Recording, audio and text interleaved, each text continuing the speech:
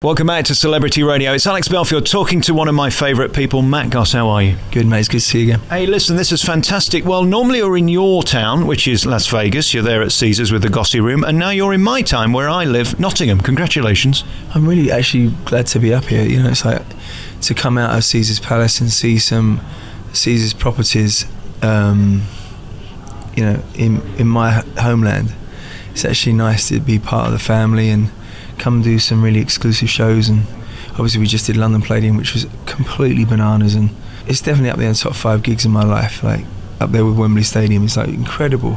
The Palladium is a beautiful venue as it is, but I had 2 guests, they didn't even have seats. It was really like, I've never seen anything like it. It was very, very emotional in the best way.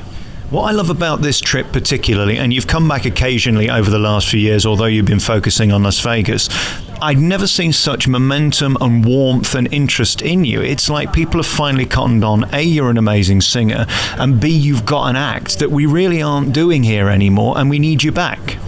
Well, that means more to me than you could possibly imagine. When the Brits come and see my show at Caesars Palace in Vegas, and they say, "We're proud of you, Matt," it's like it blows me away, and I think they always get surprised when I'm so humbled by that comment. I mean, I do well over 100 shows outside of my country every year for the last 7 years, and but when anyone from my country says we're proud of you, I always try and explain to them, when I go up into my room after the show, that's what I think about. And I'm a mother's son, and when people from where you live and where you grew up and where you were born say they're proud of you, it's like they don't have to say that. So I'm always very humbled by that, so thank you. You're a stunning act, and I first saw you, I think, 3 years ago when we first spoke, and then we had lunch a couple of years ago, and since then so much has happened. Firstly, of course, condolences about your mother. I know it's been a hugely testing year. Are you getting any solace, or is there anything that can get you out of this situation? I know you've taken it very bad. Yeah, I mean, it's a strange thing. I'm a very private man, and I think that's one of the reasons why I'm still able to do what I do. I don't really wear my private life on my sleeve. Nobody really knows, and I like it that way. But I felt, and I'm still actually genuinely, and I have no concern about being honest about how I feel about my mother. She was my best friend, and the best way I've said it before, but there's a gaping hole in my life, and I've made a decision that I'm not going to put a rug over that hole. Otherwise I could fall through it again and do myself more damage. There's talk of Wembley next year, and the Sydney Opera House in Australia this year. I've just renewed my contract with Caesars Palace this year. These are incredible things. Talk of also a movie in March, first movie. I'm just a simple London boy from Lewisham, I was born in Lewisham Hospital, and she was my anchor. It doesn't matter. I'll still walk into it. I have beautiful hotel rooms, and I travel in style, and nothing matters quite as much as it did when Mum was around, because Mum was the one that was genuinely interested in my life, and she saw the good in me, and no agenda, of course. That's the thing about mums. They're not playing the game like people are in the business. Well, I have to be honest with you, mate. I don't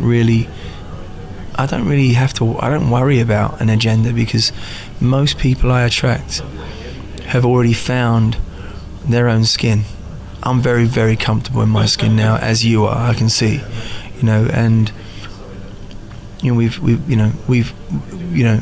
so easy to talk to, and that's because you're a man. You know where you are, and there's no getting away from it now. We're old bastards, and we're still keeping ourselves in shape. I box for 14 years now. I box 3 times a week, and I keep myself very able-bodied.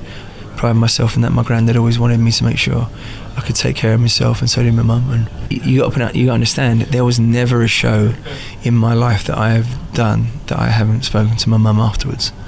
So I am just trying, as a very hopefully humble human being, just trying to find my way into the acceptance, not only of the loss of my mum, but I have no clue how to really mourn for her.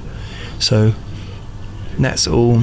I've got to do it in between breaks, and I don't know when I'm going to let all of this out, but I went for a walk in St James Park the other day, and I thought that was going to be a time where it was going to be a big kind of momentous thing, but I actually ended up enjoying my time in the park, and then I realised that my mum is everywhere. It's not, who knows, I know that I'm going to have to let some of this out, but I don't know when it's going to happen. When I see you on stage, and I've said this to you before, you are an incredibly spiritual, emotional guy who brings so much to your music. How do you harness that now, especially when you're in a difficult stage of your life or going through something as tough as this? Is it hard not to lose it? You're stood on the stage at the Palladium, there's one person you want to be there and she isn't. How do you keep that together? My fans always continue to turn up for me, and so when I go on stage, I never dial it in. I never dial in a vocal. As I said, I could be at the Royal Albert Hall at Wembley, or I'm playing 500,000 people in Washington in June, and I will sing the same tonight as I will in front of 500,000 people. You don't dial in a vocal, you sing your vocal from the deepest part of your heart. And now the good thing is the fellas come and with their scotch and their suits, and the ladies come in their cocktail dresses, and they can tell, I think, that I've got a lot of life under my belt. And when we have a chat, especially as intimate shows like this, they'll leave feeling that they know me a bit better than they did when they walked in, and I'll feel the same about them. Yeah, I mean, my band are incredible. I mean, they trust me implicitly and I trust them. The reality is, I mean, they had no idea what the set list was going to be on the Palladium. I'll just shout it out and I'll wing it. I have no idea what my set's going to be tonight. But I'll feel it and I'll see what I feel like doing, and I think that's the thing. And just don't mess with the man with the microphone, Right. And then the voice. I mean, you've been here 10 days, you flew in, it's a long flight, that air conditioning and all that stuff. You're going from Vegas, which is 80, to England, which is currently 1 degree. What pressure is there on you vocally, and how are you feeling? I'm very tired, but my voice is a workhorse. My voice always turns up. I've been very, very blessed with my pipes. After, well over 100 shows a year, your voice just... It's one of the very, very robust parts of my being, You are the ultimate showman, and you got to do something, talk about career highs this year. You got to go on Loose Women. I did warm up for them last year for a year. It's quite a show, that, isn't it? I love doing Loose Women. It's one of the shows that I look forward to doing because they really know how to make you feel welcome, and it is like, I mean, if you've got a bashful bone in your body, which I do, you have to really try and leave that somewhere very, very far, far away from that studio, because it's you just have to be, okay, I'm jumping off the edge. That is Loose Women. When you go into that show, you jump off the edge. Is it fun being you? I mean, I see the reaction you get outside these theatres. I've stood there at the Gossy Room. I've never had it. We've spoke about this before. A deeply unattractive man that I am. This attention and the warmth and the love you get from the women. Does it ever become normal?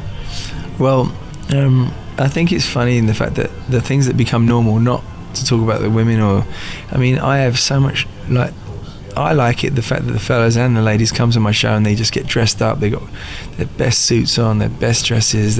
Thankfully, the ladies know that I like a great pedicure and a nice set of legs. And I mean, it's nice for me. I get to have a little bit of an ogle on stage at the beautiful women, and the fellas flirt with all the ladies in the show. And my dancers called the Dirty Virgins. I mean, I will say my show is definitely it's grown up and it's fun and it's got a lot of swagger. It's a bit edgy, as you know.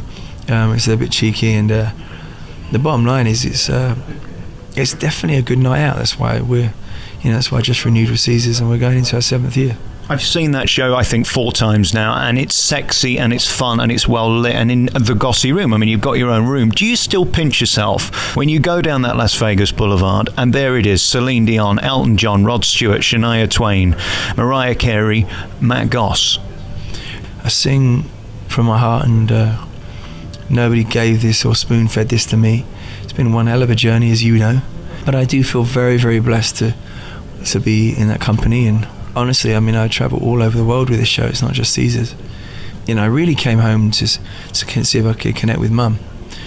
And I just said to the lads, can you put the Palladium on and see what venues are available? And the whole thing sold out in about 5 minutes. And it was to come home and have that kind of love. And I know on Tuesday I'm going to be, heading back to LA, and then 2 days off and then back doing shows at Caesars. But I really, really am going to miss my lovely country and the people that have treated me. They treat me so well here, and there's so much love, and they talk to me like they've known me forever, which they kind of have in a way. And you get that it's exceptional, though, that you can do it. Most people go to Vegas. Last time I was hearing horror stories of people opening on Monday, being closed by Friday, restaurants opening on Tuesdays, they're gone by Saturday, they just kick the lot out. I mean, it's a brutal town where very few last.